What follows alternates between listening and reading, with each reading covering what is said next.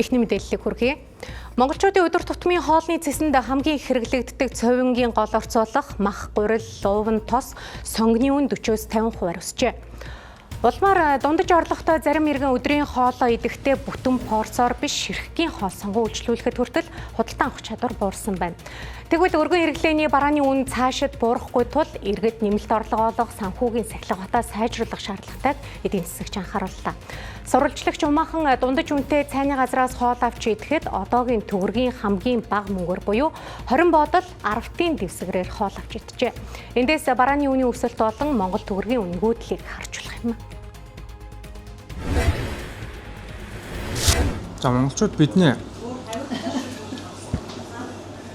хөвчлээ хийж иддэг энэ цөөвөнд орсон материалуудын үн бол 46-аас 56% өсөд байгаа. Энэ үнийн өсөлт бол бас ард иргэдийн амьдралд бол маш ихээр нөлөөлж байгаа гэдгийг ард иргэд хэлж байна. 2 5 7 8 9 яг энэгээр анх удаага болчих. Хамгийн доод нь 10 11 12 13 14 15 яас.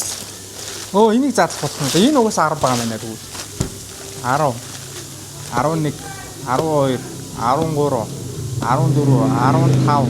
16 17 Та цөмж ийдэнэ. 16 Тийм шүү. За мэрч. Ямар гоё мөг вэ?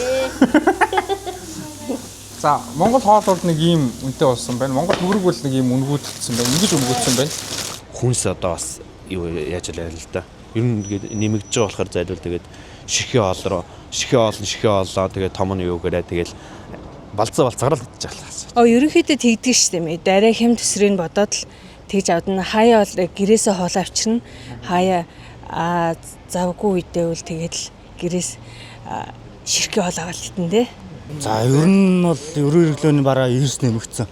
Цалин нэмэгдэхгүй байж өрөө хэрэглээний бараа нэмэгдээд бензин тос нэмэгдээд ингэж болохоор ард түмний амьдрал айгүй хүнд байгаа шүү дээ.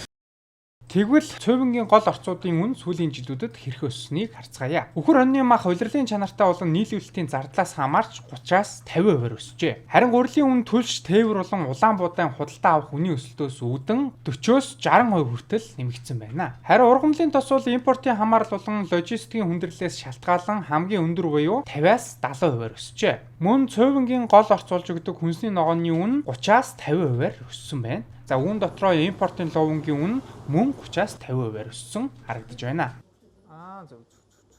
Тэгэхээр одоо ер нь үн өсөж байгаа үед эдийн засаг хөгждөг. Тэгвэл нэг оронтой тоогоор үн өсөж байгаа үед гэж ярьдээ. Хоёр оронтой тоо руу орохоор цагаан инфляц, хит инфляц энтергээд яваад байгаа шүү дээ. Тэгэхээр үнийг ингээ бууруулчих юм бол эдийн засаг ерөнхийдөө зогсно, хөгжлөн зогсно. Тэгэхээр үнийг буурахгүй гэж ойлгоорой гэж би бол хэлмээр байна. Тэгээд хүмүүс одоо энд яад дасан зохицох вэ гэдэг асуудал гарч ирж байна. Тэгэхээр төр засаг бол үнийг инфляцтай уялдуулж, индексжүүлж орлогын нэмдэг ёстой.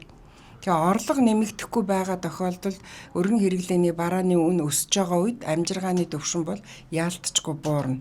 За тэгэхээр одоо энэ хүмүүс яг мөнгөө удирдахын тулд одоо өөрсдөө их шийдвэрээ өөрсдөө гаргана.